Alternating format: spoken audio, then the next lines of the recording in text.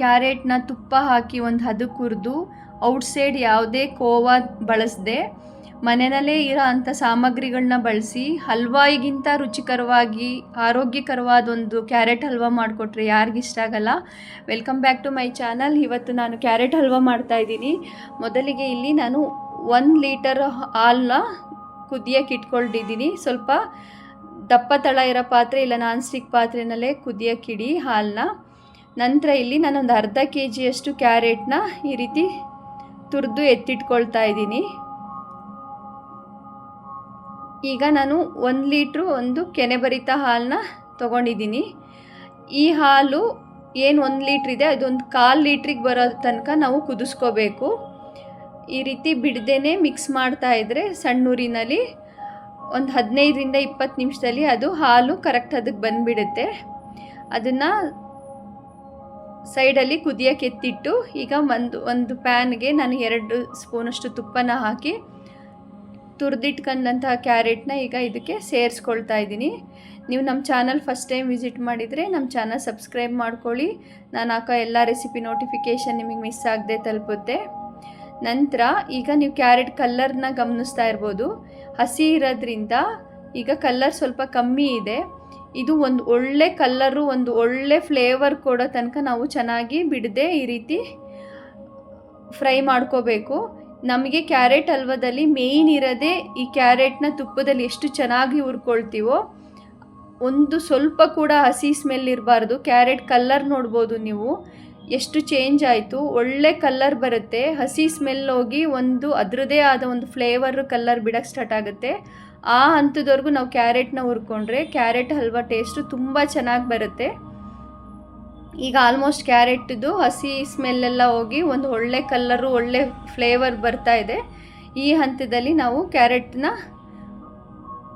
ಸೈಡ್ಗೆ ಎತ್ತಿಟ್ಕೊಳ್ತಾ ಇದ್ದೀನಿ. ಹುರಿದು ಕರೆಕ್ಟ್ ಅದಕ್ಕೆ ಹುರಿದಾಗಿದೆ. ಈಗ ಹಾಲು ಗಮನಿಸ್ಬೋದು. ಕ್ಯಾರೆಟ್ ಹುರಿದು ಮುಗಿಸೋ ಅಷ್ಟರೊಳಗೆ ಹಾಲು ಆಲ್ಮೋಸ್ಟ್ ಈಗ ನಾನು ಏನು ಹಾಕಿದ್ದೆ 1 ಲೀಟ್ರು ಅದು 1/4 ಭಾಗಕ್ಕೆ ಬರ್ತಾ ಇದೆ. ಈಗ ಈ ಸ್ಟೇಜ್ನಲ್ಲಿ ನಾನು ಒಂದು ಅರ್ಧ ಕಪ್ನಷ್ಟು ಶುಗರ್ನ ಸೇರಿಸ್ಕೊಳ್ತಾ ಇದ್ದೀನಿ. ನೀವು ನಿಮ್ಮ ರುಚಿ ಅನುಸಾರವಾಗಿ ಸಕ್ಕರೆನ ಹೆಚ್ಚು ಕಮ್ಮಿ ಮಾಡ್ಕೋಬೋದು. ಇಲ್ಲ ಸಕ್ಕರೆ ಬೇಡ ಅಂದರೆ ಈ ಹಂತದಲ್ಲಿ ನಾವು ಕಂಡೆನ್ಸ್ಡ್ ಮಿಲ್ಕ್ ಕೂಡ ನೀವು ಹಾಕ್ಕೋಬೋದು. ಕಂಡೆನ್ಸ್ಡ್ ಮಿಲ್ಕ್ ಹಾಕಿದ್ರೆ ಹಾಲನ್ನ ಬೇಕಾದ್ರೆ ನೀವು ಅವಾಗ ಒಂದು ಅರ್ಧ ಲೀಟ್ರ್ ತೊಗೊಂಡ್ರೇ ನಡೆಯುತ್ತೆ. ಅರ್ಧ kgಗೆ ಅರ್ಧ ಲೀಟ್ರ್ ತೊಗೊಂಡ್ರೆ ಆಗೋಗುತ್ತೆ. ಅವಾಗ ಇಲ್ಲಿ ಸ್ವಲ್ಪ ಏಲಕ್ಕಿ ಪುಡಿನ ಹಾಕಿ ಹುರಿದಿಟ್ಕೊಂಡಂತಹ ಕ್ಯಾರೆಟ್ನ ಈಗ ಈ ಹಾಲಿಗೆ ಸೇರಿಸ್ತಾ ಇದ್ದೀನಿ.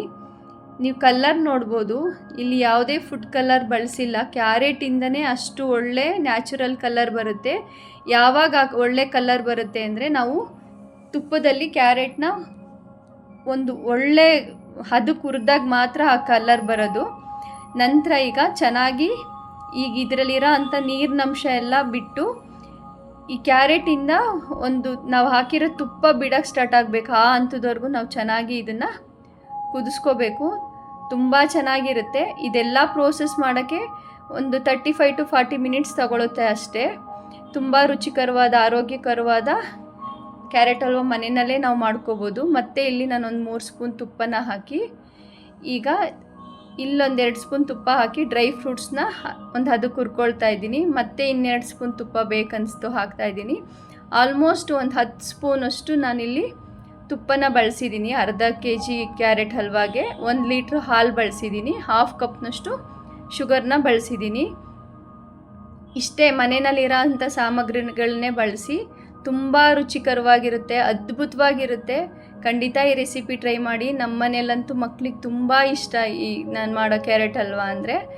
ಅದು ನೋಡಿ ನಿಮಗೆ ಗೊತ್ತಾಗ್ತಿದೆ. ಈಗ ಕ್ಯಾರೆಟ್ ಫುಲ್ಲು ಹಸಿ ಇದು ಅಂಶ ಎಲ್ಲ ಹೋಗಿ ಆಯಿಲ್ ತುಪ್ಪ ಬಿಡೋ ಸ್ಟೇಜ್ವರೆಗೂ ಅದನ್ನು ಚೆನ್ನಾಗಿ ಕುದಿಸ್ಕೋಬೇಕು. ತುಂಬ ರುಚಿಕರವಾಗಿತ್ತೆ. ಮಿಸ್ಸೇ ಮಾಡಬೇಡಿ. ಈ ರೆಸಿಪಿ ಟ್ರೈ ಮಾಡಿ. ನಿಮಗೆ ಈ ರೆಸಿಪಿ ಬಗ್ಗೆ ಹೇಗೆ ಅನ್ನಿಸ್ತು ತಿಳಿಸಿ. ಪ್ರಯತ್ನ ಮಾಡಿ ನಿಮ್ಗೆ ಹೇಗೆ ಬಂತು ತಿಳಿಸಿ. ನಮ್ಮ ಚಾನಲ್ ಸಬ್ಸ್ಕ್ರೈಬ್ ಮಾಡಿ. ಮತ್ತೆ ಸಿಗುವ ನೆಕ್ಸ್ಟ್ ವಿಡಿಯೋದಲ್ಲಿ. ಬಾಯ್.